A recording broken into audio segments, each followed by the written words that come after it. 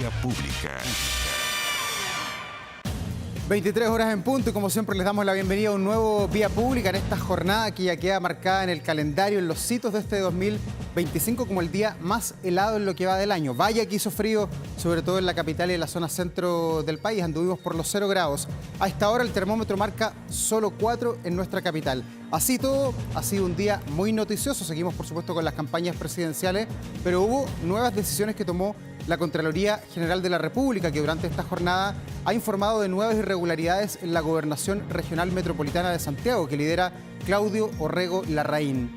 El informe del ente fiscalizador remitido a los 34 consejeros regionales detalla que el GORE metropolitano aprobó y rebajó de su contabilidad rendiciones de forma duplicada y triplicada, esto por casi 2.000 millones de pesos en el año 2023, a la cuenta asociada a la Corporación de Desarrollo Territorial y Turismo Regional, evidenciándose una falta de supervisión en las jefaturas de contabilidad y también en el Departamento de Finanzas.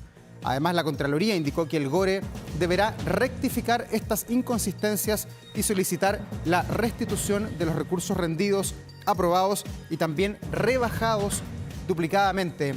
Además, se abrió un proceso de carácter disciplinario para determinar eventuales responsabilidades de carácter administrativo. Este miércoles, Claudio Orrego encabezó una reunión del Pleno del Consejo Regional donde hizo un llamado a la prudencia y también reconoció que pueden haber algunos errores en la contabilidad del gobierno regional.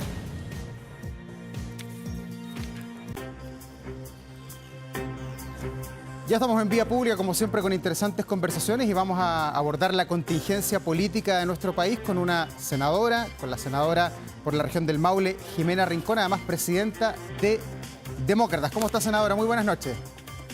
Muy buenas noches, Davor. Muchas gracias por este espacio. ¿Le debo agregar a mi presentación y también candidata presidencial o precandidata presidencial o eso ya no corre? Bueno, precandidata todavía, falta poder lograr las firmas en 13 regiones de nuestro país, los ríos, los lagos, Magallanes. Estamos muy cerca cada día más, así que seguimos trabajando en ello. Y en las propuestas, nosotros creemos que hay que hablarle al país qué es lo que queremos hacer. Tenemos bases programáticas, tenemos candidatos al Parlamento, así que estamos desplegados en todos los frentes y cumpliendo obviamente nuestro trabajo legislativo y nuestro trabajo territorial en la región del Maule. Ya, pero usted quiere seguir hasta el final, hasta fines de agosto, cuando se inscriben las candidaturas. Nosotros, para poder inscribir candidatura, necesitamos que el CERVEL nos valide, y eso significa que a más tardar los primeros días de julio tenemos que hacer la presentación al CERVEL. Estamos hablando del 5 de julio, día de mi cumpleaños, el último día, 4, podría ser la fecha máxima. Ya, y le siguen teniendo problemas en la Patagonia, ¿no es cierto? Magallanes, Aysén, la región de los ríos, de los lagos. No, Aysén estamos constituidos hace mucho rato. De hecho, ahí tenemos gran candidato al Senado, que es Miguel Ángel Calixto, el diputado de la región, y estamos juntando firmas en Magallanes, en los ríos y en los lagos. Ya, ¿una fusión con Amarillos por ahora está descartada, por lo menos en este camino presidencial? La verdad es que no hay tiempo para aquello, ellos la descartaron hace mucho rato, pero seguimos trabajando juntos, nos parece muy interesante el trabajo que hacen y las propuestas que tienen. Ya, y si no prospera su candidatura, si es que no logra conseguir este requerimiento del CERVEL, ¿podrían eventualmente apoyar también a Evelyn Matei como lo ha hecho Amarillos? El padre Hurtado decía, cada día tiene su afán, así que eso se verá en su minuto. Ya, y desde su vereda, ¿cómo ha observado el resto de las candidaturas, sobre todo las candidaturas presidenciales del oficialismo que tienen esta primaria, que logró prender, que la vemos está muy tensionada al interior del oficialismo? ¿Se esperaba, usted que conoce bien la política, tanta fricción? Mira, la verdad es que estas primarias no me convocan. Quiero decirles además a todas y a todos que no son obligatorias, son voluntarias. Participan los que son parte de la izquierda, que es parte de esta primaria con los candidatos de izquierda, donde tenemos una Janet Jara que se ve muy cómoda porque habla, ¿no es cierto?, a su electorado, que lo que quiere es promover las ideas de este gobierno, y una Carolina Toá que la verdad es que, pudiendo haber, ¿no es cierto?, apelado a los 30 años de la concertación, más bien ha sucumbido a esta coalición de izquierda, incluso desautorizando a Óscar Landerreche, que tiene el respaldo del 68% de la ciudadanía. Ya. Oiga, senadora, y usted que también ha estado de precandidata por ahí por el 2013, hace mucho tiempo, ¿las cosas que se dicen en las campañas después se arreglan, se dan la mano y seguimos todos para adelante por un mismo fin? ¿O lo que pasa en la campaña pesa después en la campaña? Yo creo que lo que uno habla lo aprisiona. Dicen por ahí que uno ¿Mm? es esclavo de sus palabras y dueño de su silencio. Sí. Y creo que obviamente la política tiene que elevar el estándar y uno tiene que hacerse cargo de lo que dice. Porque si no, lo que hace es que la ciudadanía deja o sigue no creyendo en la política. Ya. ¿Y por qué cree que Janet Jara ha sido tan buena candidata, que ha sido como la estrella de alguna manera de esta primaria del oficialismo, y yendo en contra de lo que planteaban las encuestas, sobre todo cuando comenzó este proceso, cuando se inscribieron?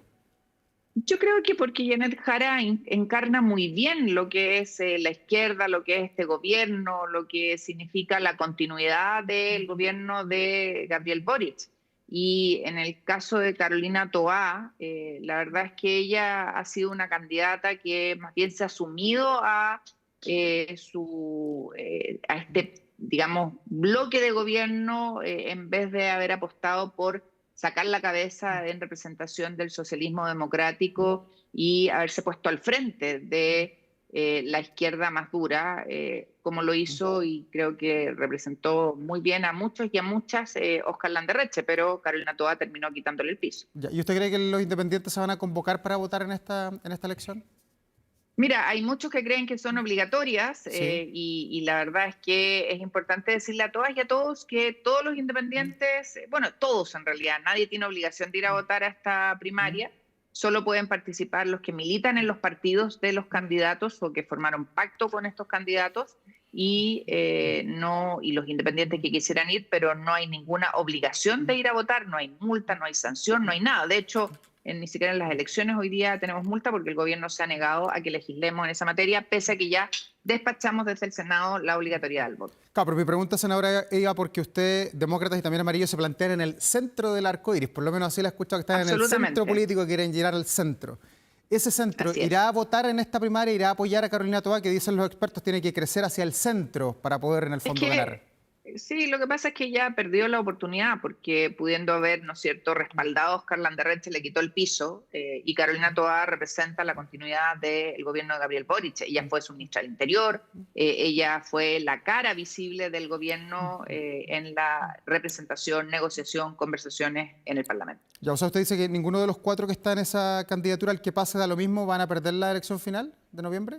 No digo que la vayan a perder, lo que yo digo es que representan a la izquierda en nuestro país. Ya, pero ¿hay alguno que sea mejor candidato? Porque también muchos analistas dicen que si gana Janet Jara, la carrera está ganada para la derecha política. Mira, la verdad es que ninguno de ellos ha podido reencarnar o representar o rescatar a los buenos años de la concertación. La han negado, la han vilipendiado y yo creo que al final les va a terminar pasando la cuenta. Ya, pero ¿hay anticomunismo en Chile, o el país ya está más maduro, más preparado para eventualmente tener un presidente comunista como no lo hemos tenido nunca en nuestra historia? No se trata de estar más preparados para tener un presidente comunista. La pregunta es si el país quiere tener un presidente comunista y todo lo que ellos representan. Yo creo que no lo quiere porque es la encarnación de lo que representaba, por ejemplo, la propuesta que en casi un 63% el país rechazó en el proceso de plebiscito constitucional.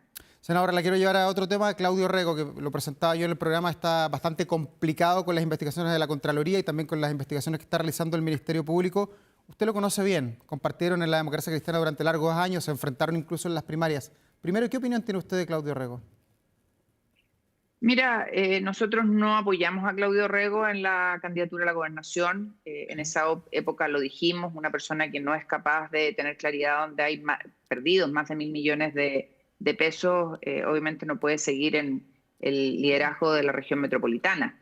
Pero ahora con los informes de la Contraloría, donde debiera haber el cumplimiento de una norma constitucional que exige probidad y transparencia, creo que eso ratifica que nuestra decisión fue la correcta y la acertada. Ya, pero eso es una apreciación política. ¿Pero qué piensa usted de Claudio Rego, que lo comparte? Estuvieron ahí bajo la égida de la Falange durante tantos años juntos.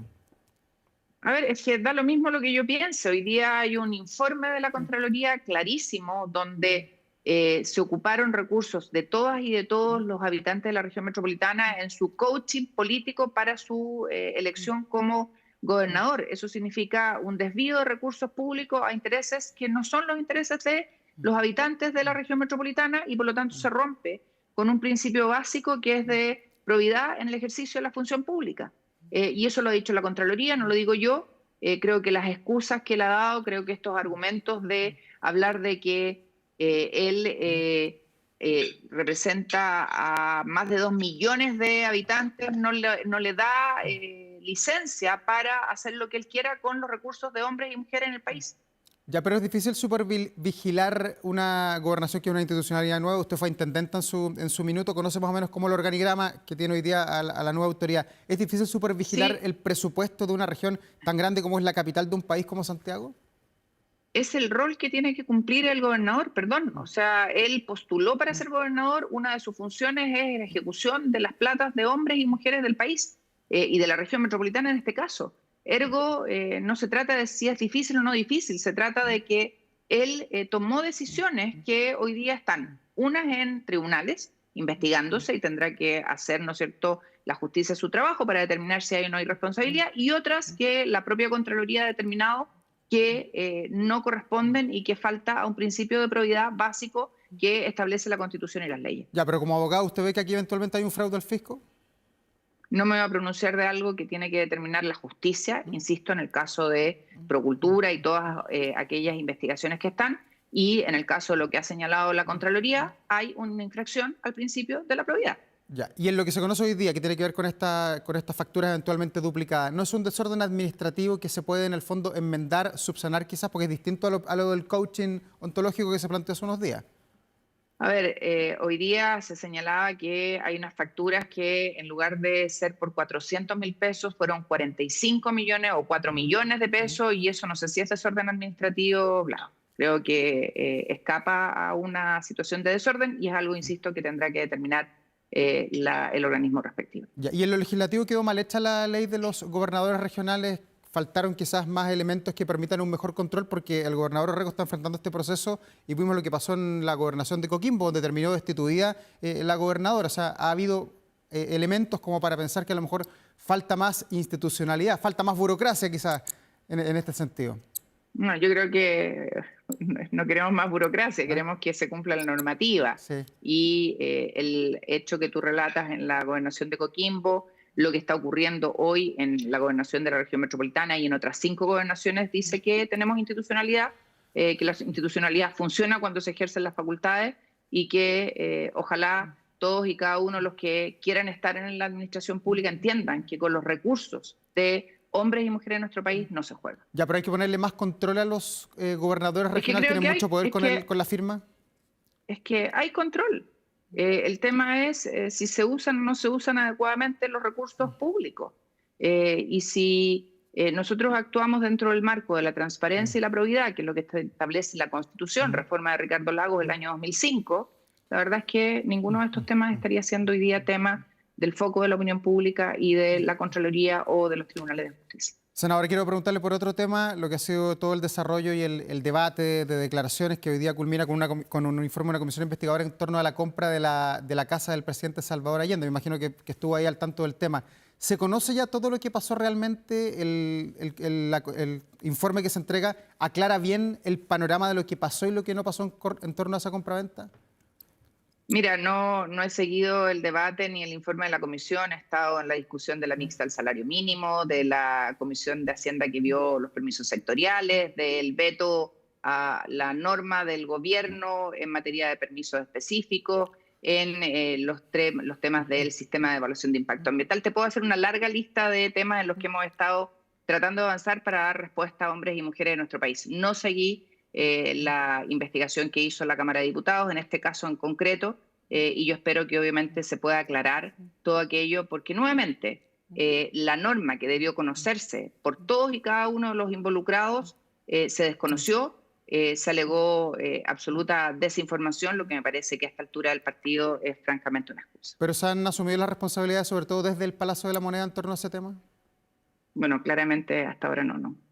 Senadora, bueno, usted quería hablar de otro tema, el salario mínimo, hoy día se aprobó, entiendo que hoy día en la tarde estuvieron ahí con harto trabajo en el Congreso, finalmente quedó 529.000 pesos a contar del 1 de mayo, que va a ser retroactivo, y 539.000 a contar de enero del 2026. ¿Alcanza ese salario para poder llevar una buena vida de calidad, una familia, estoy pensando, de 4 personas? Bueno, claramente, Davor, cuando uno mira, ¿no es cierto?, la inflación, el costo de vida, ni siquiera alcanza para llegar a eso. El tema es qué estamos haciendo para reactivar económicamente al país, para hacer que crezca, para generar inversiones. Hoy día escuchábamos el IPOM, el Banco Central, en la Comisión de Hacienda en la mañana, y veíamos que pese a que otros países crecen, Chile está con un crecimiento tímido, que está concentrado básicamente en minería, algo de energía y el resto nada. Y por lo tanto, seguimos con expectativas bajas, con una alta cesantía, más de 8%, 8,8%, y el desafío es grande. Es cómo hacemos que el país vuelva a crecer, se vuelva a invertir, recuperemos los niveles que teníamos en el pasado y que claramente están aún al debe. Ya, ¿y eso este año, sobre todo que es un año presidencial, se podría detener o estancar quizás un poquito más? Por la incertidumbre que se plantea, lo pregunto, claro. Sí, nosotros esperamos que ojalá todos y todas entendamos que esto es fundamental, que más allá de las situaciones externas, aranceles, guerra, Chile tiene que ser capaz de captar inversión, de dar confianza y certeza jurídica, y que todas y todos tenemos que hacer un esfuerzo para aquello. Ya, ¿y ve que eso está en sintonía, por ejemplo, con todas las propuestas que hacen los candidatos, incluido usted? En la medida en que no estén los temas de seguridad, crecimiento, destrabar permisos, va a ser difícil. Hay discurso, pero de quienes hoy día gobiernan y que se postulan a la presidencia de la República no ha habido un sentido de urgencia, y espero que en las oposiciones se entienda que el país necesita certezas y sumar voluntades. Sí. Senadora, en la discusión del salario mínimo que se aprobó hoy día también se aprobó un observatorio de ingresos y costos de la vida. ¿Eso me lo podría aclarar? ¿Era necesario hacerlo o no? Ese era el tema de debate. No había debate sobre el monto del salario, había un debate sobre crear más institucionalidad, más gasto, más funcionarios, y les dijimos que no. Y eso fue lo que se resolvió en la mixta. Se crea esto, el observatorio existe, yo lo ocupé como ministra del Trabajo, pero se le da institucionalidad, no hay más funcionarios, no hay pago a los que lo integren y es absolutamente ad honorem. ¿Y cuál es la funcionalidad? ¿Para qué va a servir? Va a servir para algo que ya se hace, solo que dentro del marco, ¿no es cierto?, del Consejo Superior Laboral, que es que se hagan análisis, se entregue información, se puedan evaluar las decisiones de políticas públicas, para que cuando se vuelva a discutir el reajuste del salario mínimo, se tenga noción y certeza de cómo impactan las leyes que se tramitan en la creación de trabajo formal. Ya, pero usted no era partidaria de que esto estuviera en lo que se aprobó hoy día, ¿no? No. Yo no era partidaria de que se creara una institucionalidad pagada, porque tenemos muchos funcionarios y lo que tenemos que hacer es que los funcionarios hagan la pega y dejemos de hacer crecer al Estado. Ya. Senadora, bueno, otro de los temas que salió hoy día del Congreso es la ley de fraccionamiento pesquero. Usted me imagino que estuvo ahí en la sesión. ¿Salió finalmente una buena ley? Porque uno se pierde entre la ley Longueira, el debate que ha habido en torno a la merluza, las cuotas de reparto. No todo el mundo está muy al día con lo que es la ley de pesca. ¿Cuál es su balance, Mira, haciendo la raya para la suma? ¿Salió buena ley o no? Se construyó un acuerdo, creo que vamos a tener que darle tiempo al tiempo, creo que hay temas que tenemos que entender que tienen que ver con los territorios. No es lo mismo la pesca artesanal del Maule que la pesca industrial de Biobío, y por lo tanto no podemos tener leyes que traten de imponer una mirada global al país cuando las realidades son distintas. Ya, pero ¿se deja atrás la ley Longueira con esto? En parte sí, por cierto, y espero que podamos tener una buena evaluación y se hagan adecuaciones si es que es necesario. ¿Y ahí cuánto se escuchó a los pescadores para llegar a esta ley?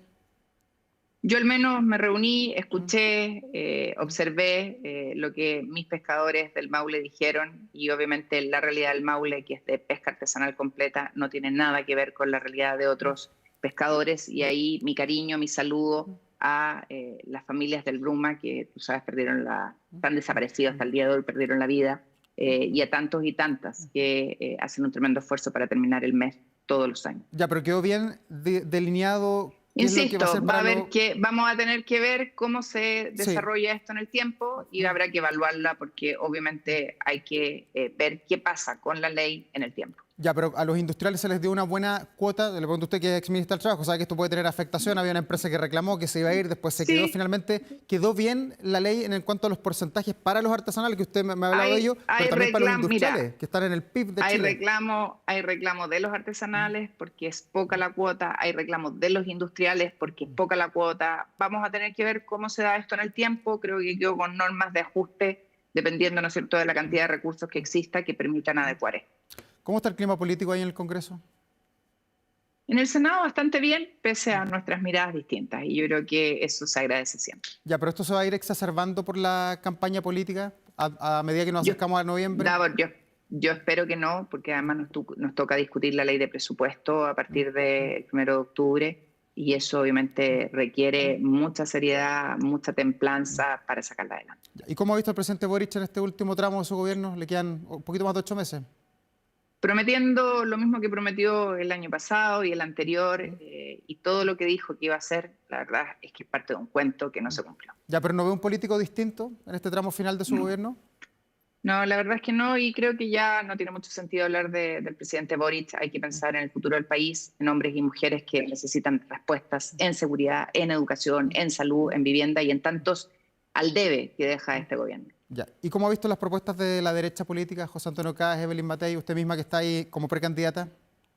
Nosotros tenemos una propuesta programática, tenemos ejes donde está la modernización, la seguridad, el tema del desarrollo sostenible, la justicia, y creemos que es parte del trabajo que viene una vez que empecemos ya el terreno de campaña propiamente tal, con además las definiciones de programa, las definiciones de las candidaturas al Parlamento y obviamente qué va a pasar con la carrera presidencial. Ya, pero el que gane la presidencial va a ser el que pone quizás medidas más duras en seguridad, ¿va a ser ese quizás el componente principal para decidir el voto de los chilenos? Seguridad, desarrollo sostenible y crecimiento son los ejes que hoy día hombres y mujeres del país demandan. Ya. ¿Y usted qué propone en seguridad, por ejemplo?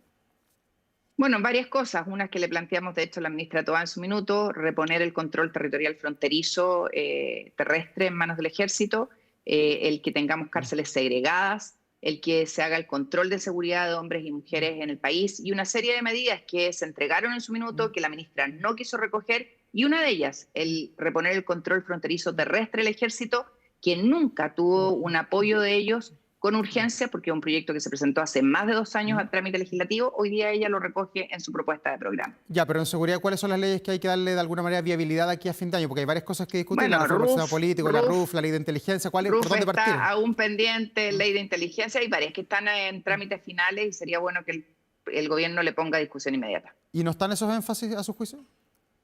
No, es cosa de ver, ¿no es cierto? 4 años y seguimos dándonos vuelta y nos perseguimos la cola, porque el gobierno con sus liderazgos en el Parlamento o las vota en contra o las torpedea y finalmente el gobierno no avanza. ¿Y eso lo conversan ustedes con la ministra secretaria general de la Presidencia, la ministra Lobos? Está dentro de las cosas que hemos conversado y podrás ver que en nuestra comisión, al menos la de Hacienda, que estoy presidiendo desde hace un mes, estamos poniéndole todo el acelerador posible para despachar fiscalía supraterritorial, para despachar los temas de inversión, para despachar los temas que a hombres y mujeres del país le importan. Senadora Jimena Rincón, muchas gracias por esta entrevista, gracias por estar en Vía Pública, que tenga una buena jornada. Muchas gracias a ti, Davor, y que tengas también un fin de jornada muy bueno. Muchas gracias, hasta luego. Gracias. Y como siempre en Vía Pública vamos a continuar con una buena conversación que tiene que ver sobre la Iglesia Evangélica. Esto a raíz de la publicación de este libro que ya está a la venta y que se llama En el nombre de Cristo, el poder de los evangélicos en Chile, cuya autora es María Olivia Monkever, destacada colega, periodista, Premio Nacional de Periodismo del año 2009. Qué honor tenerla aquí, María Olivia, esta noche. Gracias por venir a Vía Pública. Hola, buenas noches, Davor. Gracias por la invitación de ustedes. Sí. Bueno, lo primero, ¿por qué decidió escribir este libro? Usted ya había escrito sobre Caradima, también sobre el Opus Dei. ¿Por qué ahora le tocó a los evangélicos? Le tocó a los evangélicos por varias cosas, te diría yo. Por lo mismo que tú señalabas, Caradima, Opus Dei. En general, yo me fui metiéndome un poco en esto de los temas relacionados con la religión. Encuentro que en general la gente tiende a hablar o a pensar de que la religión o las creencias religiosas son un mundo aparte y que no tienen nada que ver con la vida política. Yo estoy cada vez más convencida que tiene mucho que ver. O sea, que es relevante para lo que pueda pasar en el país, para las políticas públicas que se puedan impulsar. Eso por un lado, pero además este libro, la idea, surgió, te diría yo, como en conjunto de conversaciones que sostuve con la directora editorial de Penguin Random House, de Melanie Hedge, y el editor Aldo Perán, hace ya algunos años, que fue después de la elección de Jair Bolsonaro en Brasil, Ya. que justamente en un país que había sido de tradición católica como Brasil, que es todavía, porque el porcentaje más alto sigue siendo católico, pero que apoyado por iglesias evangélicas, por partidos evangélicos, logró llegar a la presidencia del país. Ya, ¿y eso se puede repetir en otras sociedades, como por ejemplo en Chile, donde también hay un partido político evangélico, están buscando ahí un candidato presidencial y todo? Sí, mira, a ver, creo que todavía sería prematuro pensar en que ese partido político, que creo que es muy significativo, este Partido Social Cristiano, ya fundado ahora, que tiene una candidata presidencial, que es la Francesca Muñoz, que es diputada, que fue elegida hace unos años por Renovación Nacional y ahora está en este partido, en que su marido, su esposo Héctor Muñoz, es el alcalde recién elegido en Concepción en las elecciones. Una ciudad grande. Claro, una de las ciudades más grandes del país, y eligieron a este personaje que junto a Francesca, o sea, los dos, y otros amigos desde los tiempos de la universidad, en la Universidad de Concepción fundaron un movimiento que se llamaba Águilas de Jesús. Y esas Águilas de Jesús es un ministerio a la vez. Es bien curioso esto, porque el alcalde es alcalde pastor, porque a la vez y es el vicepresidente de ese partido. Te diría que lo que llama la atención es que justamente ha sido un partido que logró reunir todas las firmas a lo largo de todo el país en poco tiempo, no mucho, y que tienen otros diputados, porque también se sumaron a ellos dos diputados que venían del Partido de la Gente, de Franco Parisi, Sí. y siguieron para acá. Ahora, hay otros evangélicos también en republicano, y uno que había sido alcalde en la región del Biobío también, y diputado, que es Leonías Romero. Romero. O sea, usted dice que los evangélicos son bien incumbentes en política y son de derecha generalmente los evangélicos, porque siempre se habla como de los canutos, usted lo aborda ahí en el libro, los canutos de derecha. ¿Es siempre así o hay canutos de izquierda? Hay de izquierda también, hay de izquierda, pero mayoritariamente de derecha, sobre todo en los ámbitos pentecostales, que es la mayor cantidad de evangélicos se encuentran en las iglesias pentecostales. Sí, usted dice acá en el libro que es la más grande, que es la de mayor expansión. ¿Por qué a los Sí. pentecostales les ha ido tan bien? También ahí hay varias cosas que podrían explicarlo. Yo, a través de las conversaciones que sostuve con hartas personas entrevistadas para el libro, lo que uno va viendo es que la forma de ir creciendo de las iglesias pentecostales es una forma bien especial, porque es como celular, en el sentido de que si hasta alguien tiene una divergencia con otro, se enojaron con el pastor y generaron otra iglesia. Entonces hay muchas iglesias. Después, por otra parte, hay una manera de acercarse. Hay una cuestión de mucha cercanía con las personas, y eso creo que también ha influido. Ha influido, por cierto, la desconfianza que se ha ido generando en la Iglesia Católica, producto de todo lo que ha sido los abusos, los escándalos, los abusos sexuales y abusos de conciencia, aunque se habla menos de ellos, pero que ha significado una disminución de la gente que se siente católica. Y también se ha producido un cierto vacío, sobre todo entre los sectores más pobres, los sectores de menores ingresos, tanto en las ciudades como en las áreas rurales. Y esto a través de todo Chile, porque en todas partes tú te topas con iglesitas que se van levantando y que son pentecostales. Bueno, uno se va poniendo...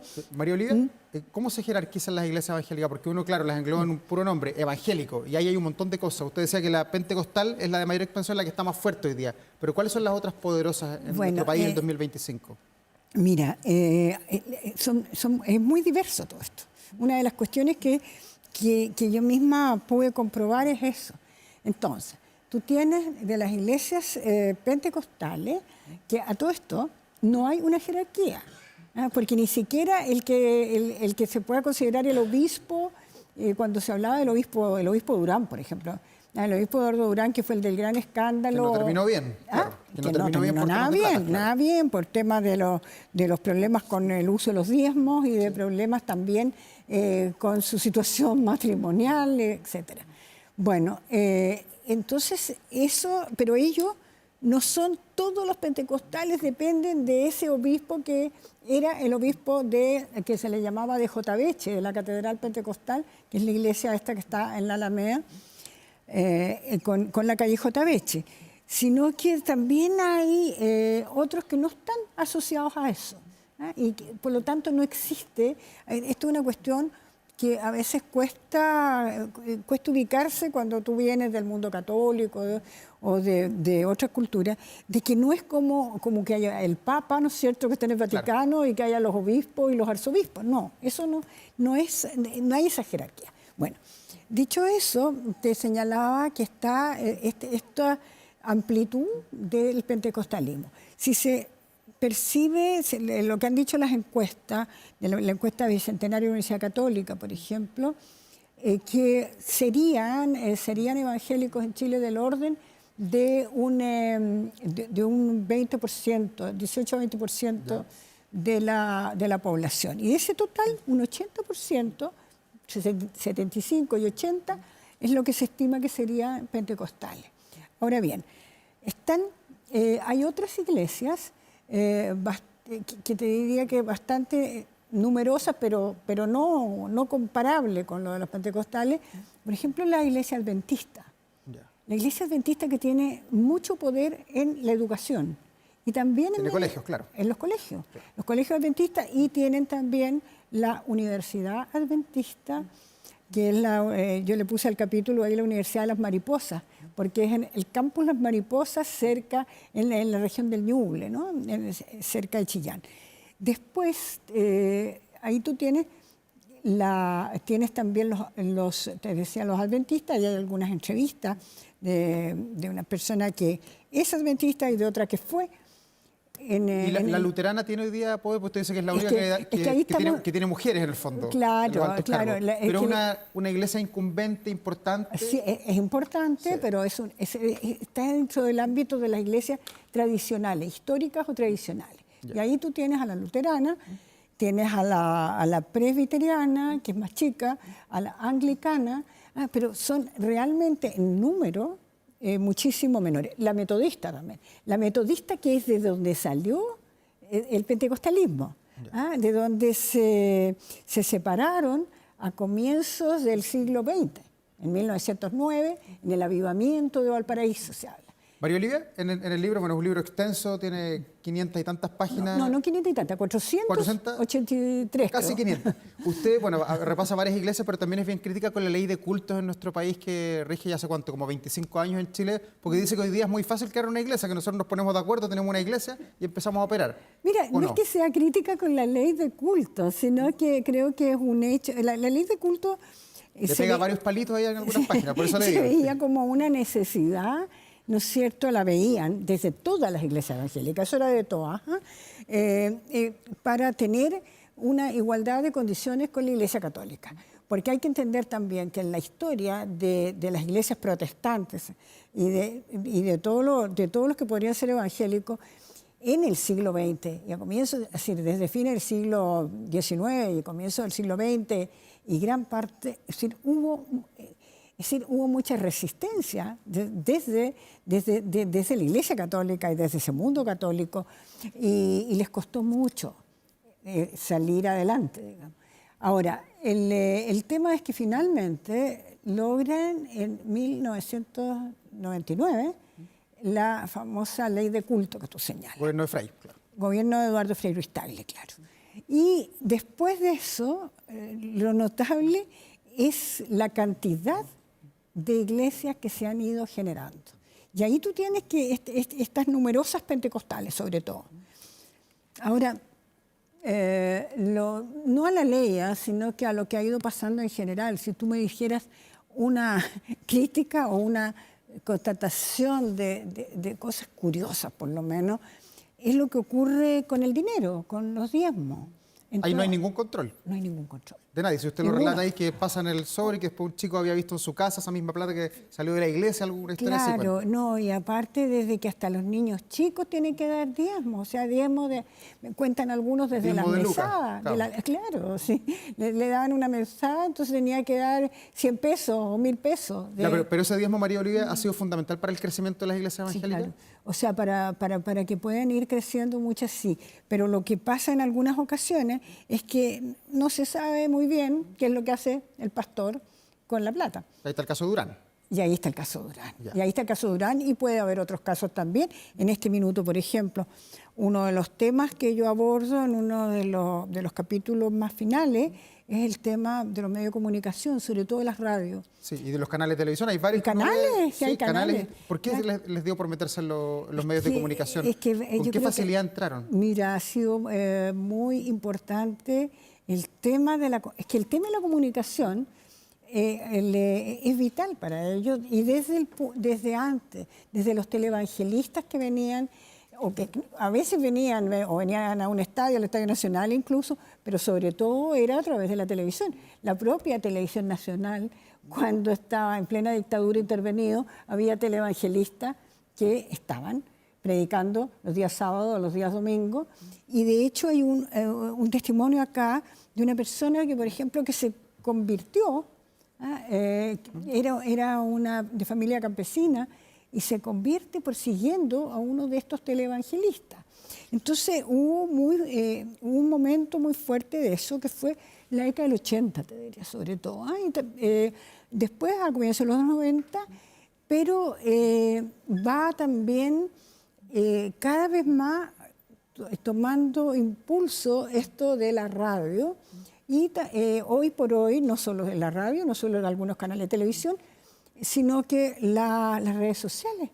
Y tú tienes que en YouTube hay mucha prédica hoy por hoy. Yo en alguna parte, no te digo, me entretenía, me interesaba en estar viendo cómo estaban actuando, y es bien impresionante eso. Ahora Es coreográfico muchas veces. ¿Ah? Es coreográfico muchas veces, con lo que dice el También. pastor, las cosas que pasan adentro, los cantos, Pero entretenido. claro, es que claro, que sabes lo que pasa, que a la música también le han dado importancia, pero a una música cristiana, a una música religiosa, pero que no es como las típicas cánticos religiosos que uno escuchaba hace años, sino que han ido como teniendo esa adaptación, seguramente para captar también a la juventud. Ya. ¿Y qué es lo que más le llamó la atención a usted luego de investigar? Porque aquí usted dice que se ha demorado varios años conversando, entrevistando, leyendo. ¿Qué es lo que más le sorprendió, que le derrumbó la tesis inicial a la hora de escribir? Es que no tenía tesis inicial, a mí siempre me gusta. Hizo camino al andar. Claro, claro. Es que yo creo que en el periodismo y en el periodismo de investigación uno va tratando de ver qué es lo que hay. Y eso fue un poco. O sea, como te decía yo, en Brasil estaba pasando tal cosa. Bueno, veamos qué hay en Chile. Y en ese que hay en Chile me impresionaron muchas cosas. Algo que no te lo he mencionado, pero que hay 2 capítulos ahí. Por ejemplo, la presencia de los mormones en Chile, de las iglesias de los santos de los últimos días. Que andan caminando ahí permanentemente en varias ciudades. Claro, que andan caminando en varias ciudades, que tienen ese Corbatita, templo. claro. El templo que está aquí en Pedro Valdivia, con Epocuro en Santiago, y en Concepción, también en la calle Pedro Valdivia, por casualidad, que es impresionante. Por ejemplo, que a un templo mormón, ni tú ni yo, Davor, podemos entrar adentro, porque o sea, el templo es tan de Dios que solamente pueden entrar los que tienen la recomendación. Pero la recomendación no es que tú vayas a encontrar que te hagan como una cartita para el obispo, o ni siquiera porque eres periodista. No. Eso, ¿en qué consiste esa recomendación? Consiste en que tienes que estar al día con el diezmo y a la vez, o sea, ser parte de los santos de los últimos días, pero a la vez tienes que estar en situación de estar bien en cuanto a los criterios, a las imposiciones o creencias que tú tendrías que tener en todos los planos de tu vida. O sea, por ejemplo, no se les, me explicaban, no se les admite a los pololos tener relaciones sexuales ante el matrimonio. Ya. Entonces, Hay una castidad. claro, entonces si tú no estás cumpliendo ese mandato, no deberías poder entrar al templo. Ya. María Olivia, y en lo que tiene que ver con el crecimiento de las iglesias en nuestro país, sobre todo estoy pensando en los últimos 50 años, ¿qué rol jugó la dictadura militar? ¿Qué rol jugó el general Pinochet, que por lo menos lo que tú retratas ahí en el libro, los vio como aliados y de hecho le institucionalizó el que haya un Te Deum que ya no sea católico, sino que también los incorpore? Claro, ahí la presencia, la política de Pinochet de acercamiento hacia la iglesia evangélica, en especial a la pentecostal, fue clara, si uno la ve, porque por el otro lado estaba que con el cardenal Raúl Silva Enrique encabezando la Iglesia Católica y muchos otros obispos que defendían los derechos humanos. Claro. Entonces, eso significó un apoyo. Y el apoyo se materializó también hasta en dinero, plata, que les dio para terminar la iglesia, la catedral que yo te mencionaba. La de J. Beche. La de J. Beche. Y después vienen los Te Deum evangélicos que se fueron realizando año a año y que fueron en esa catedral hasta el 2018 o 19, justamente hasta que cayó en desgracia el obispo Durán. Y después se trasladaron a otra iglesia en la que se hizo una que es de uno de los magnates estos de las comunicaciones. Ya. Y después, en otra oportunidad también se hizo en pandemia en esa otra iglesia. María Olivia, ¿por qué los evangélicos en sus diferentes ramas, sus diferentes iglesias, son tan poderosos en las cárceles de nuestro país? Uno entra a una cárcel, como periodista he entrado muchas veces, y ve que los evangélicos siempre están aislados, que tienen su cuento aparte. ¿Por qué? Fíjate que ¿Eso ha sido siempre o no? Mira, por lo que yo he ido sabiendo y me habría gustado incorporar un capítulo, pero ya iba a salir demasiado grande. Iba a quedar como la Biblia esto. No, claro, habría sido entre una Biblia o una enciclopedia, pero sí conversé con algunas personas en torno a ese tema y tiene que ver, yo creo, con mucho el sentido de convertir, de encontrar, si la persona ha caído en desgracia, convertirla porque el Espíritu Santo los va a ayudar, porque entonces hay toda una acción y que han ido desarrollando y se han ido como especializando en esa ayuda. Entonces está muy presente en las cárceles, que a la vez uno podría mirarlo, yo creo, que tú notas una carencia donde no hay Estado, donde, mira, yo escucho mucho, tú mismo entrevistabas hace un rato a una Jimena Rincón, por ejemplo, en que te decían que el Estado en Chile está muy grande, que el Estado es una cuestión que uno la está escuchando mucho, y sin embargo, uno cuando investiga ciertos temas como te das cuenta que el Estado en algunas partes no está, o está débil. Está débil también en muchas partes en las poblaciones, en muchas partes en que al no llegar son otros los que lo suplen. Claro, es una suerte de municipio, de asistencia social y todo aquello. Yo creo que hay de eso también. María Olivia, ¿y por qué las iglesias evangélicas están no asociadas a la aristocracia chilena? ¿Por qué le ha costado tanto penetrar las clases altas de nuestro país? No sé si se lo hubieran propuesto, porque tal vez las iglesias protestantes más tradicionales, sí las hay, y en el sur. Pero la pentecostal, por ejemplo. No, la pentecostal, claro, y ahora recién están tratando de llegar a sectores más acomodados. Fíjate que he visto una iglesia pentecostal en Las Condes con Estoril. Ya, bien He arriba. visto otra iglesia pentecostal, creo que es neopentecostal, bajando por Bilbao. O sea, van apareciendo. Por Bilbao a la altura de, no me acuerdo, antes de Américo Vespucio. O sea, comunas de Las Condes. Te diría que es un proceso en que también a lo mejor están tratando de llegar, pero nacieron en Chile los primeros seguidores del pentecostalismo claramente eran sectores más de menores recursos. O sea, y entonces por eso te digo, no sé si se lo habrían propuesto antes, porque tampoco se han propuesto, fíjate tú, no tienen muchos colegios. Tú notas, así como te decía yo que en los adventistas tienes mucho colegio, hay una verdadera cadena. En la iglesia metodista hay colegios desde hace bastantes años. Y en cambio, en lo pentecostal no. Porque también a lo mejor, a lo mejor ahora puede ser un propósito, pero no ha pasado. María Olivia, se nos ha ido el tiempo, pero te quiero felicitar por este libro. En el nombre de Cristo, el poder evangélico en Chile. Muchas gracias por hacerlo, porque de verdad que ha sido una investigación formidable. Me entretuve mucho leyendo, así que gracias por este aporte a la cultura del país. Gracias por venir a Vía Pública también. Oye, gracias a ti de nuevo por la invitación y por tus palabras. Que le vaya muy bien. De un colega, destacado colega. Gracias, María Olivia. Buenas noches. Buenas noches.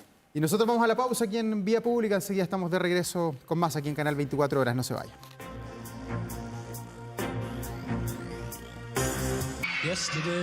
11 de la noche con 56 minutos. Estamos ya despidiendo esta jornada que para mí partió muy temprano ahí en Valparaíso con el cambio de mando en la Armada de nuestro país. Asumió hoy día el almirante Fernando Cabrera al mando de la institución por los próximos 4 años.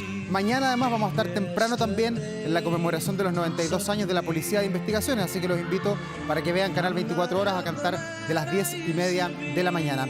Pero hay más noticias, cosas que están pasando en el país, algunas buenas, otras malas, y esta que es tremendamente triste para la Universidad de Chile, pero también para el fútbol chileno, porque ha muerto Braulio Musso, la emotiva despedida de la Universidad de Chile a una de las leyendas del ballet azul.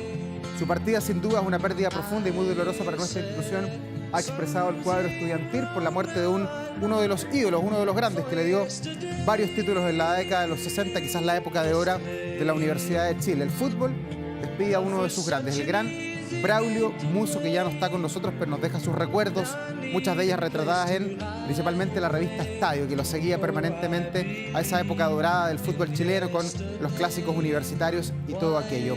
Veamos cómo está Santiago. A esta hora hace frío, ha hecho frío todo el día. Tenemos a esta hora 3.9 grados de temperatura. En la mañana de hoy miércoles comenzamos con 0 grados y mañana se anticipa que nuevamente va a ser una jornada fría, sobre todo en el despunte de la mañana, en estos últimos días en que estamos viviendo el otoño. El fin de semana no hay lluvia, algo va a calentar el sol, mejor diríamos que va solo a iluminar, porque la verdad es que el frío ya se siente en la capital y hoy, 18 de junio, ha sido el día más helado en lo que va de este año 2025. Y nos estamos despidiendo, estamos como siempre a esta hora cerrando este Vía Pública con 2 conversaciones que fueron muy interesantes con la senadora Jimena Rincón y también con María Olivia Monkever, que nos contó sobre su libro de las iglesias evangélicas. Está interesantísimo esa tremenda investigación. Pero hoy, miércoles 18 de junio, Paul McCartney, uno de los hombres más influyentes de la música, a quien estamos escuchando, por cierto, está de cumpleaños, 83 años y sigue todavía en carrera. El artista británico, nacido en Liverpool en 1942, sigue muy vigente gracias a una trayectoria que ha marcado la historia de la música desde la década de los 60 hasta hoy. Por supuesto, reconocido mundialmente como miembro de los Beatles, McCartney formó junto a John Lennon una de las duplas creativas más célebres del siglo XX y para muchos incombustible a pesar del paso de los años. Juntos firmaron la mayoría de los temas incluidos en los 12 discos de estudio que tuvo la banda.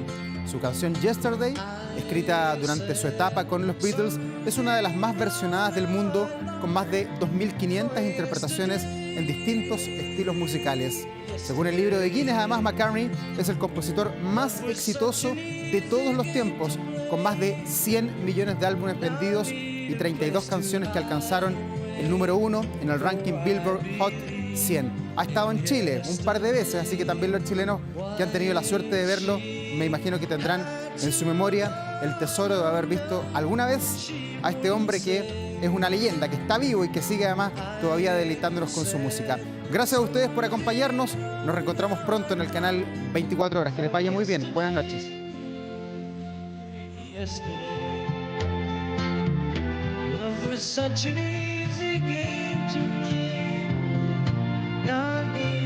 wasting my way. Oh, I